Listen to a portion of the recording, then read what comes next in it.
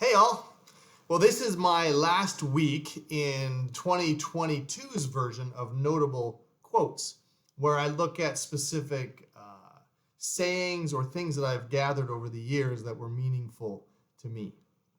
And the one that I have for you today to finish this year off actually seems to be fairly applicable given the fact that we're doing this towards the end of the year and coming into January, a time when a lot of us like to make goals or resolutions or plans for the year ahead.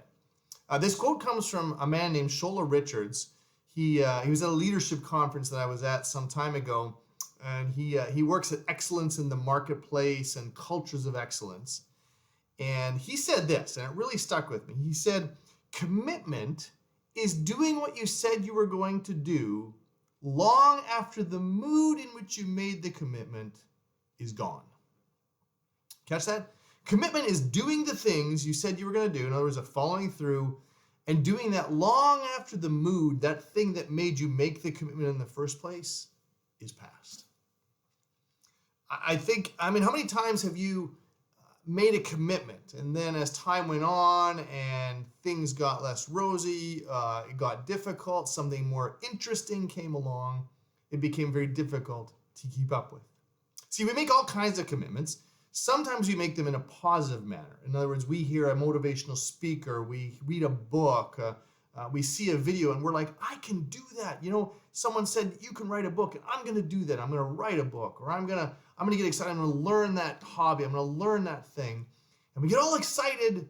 And then a few weeks or a few months later, the excitement fades. Sometimes we make commitments negatively, like we step on the scale on January 1st and think, oh my goodness, I have to do something.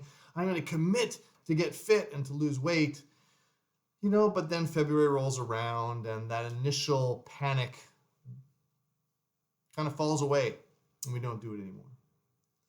Many people approach their lives this way. They approach their commitments to other people, their spouse, their friends, the way they look at their job or a contract they're in.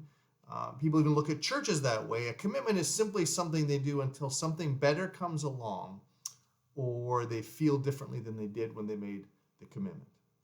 And yet here's the thing. How we keep our commitments is what distinguishes the average person from the exceptional. Nothing ever worthwhile in life, in history, happened from someone who was an uncommitted person.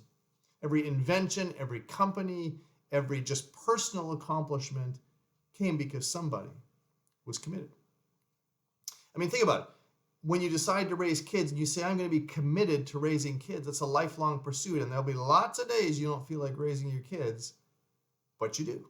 A commitment to a spouse, to say, I'm going to live, I'm committing to you till death do us part. And we go through the tough times, I'm still going to stick with it. A commitment just to being, think about people who make elite athlete status or people who start a company, they make a commitment and they stick with it. And this is true maybe even most in following God. Jesus said, anyone who would come after me has to take up their cross and follow me. It's a commitment. It's a desire to say, I'm going to follow you even when I don't feel like it. And in the moment when I'm excited about it, it all seems so easy, but there's so many times where it becomes really, really difficult. Because it sounds noble, but eventually the mood will leave you. And then it's simply, what are you committed to?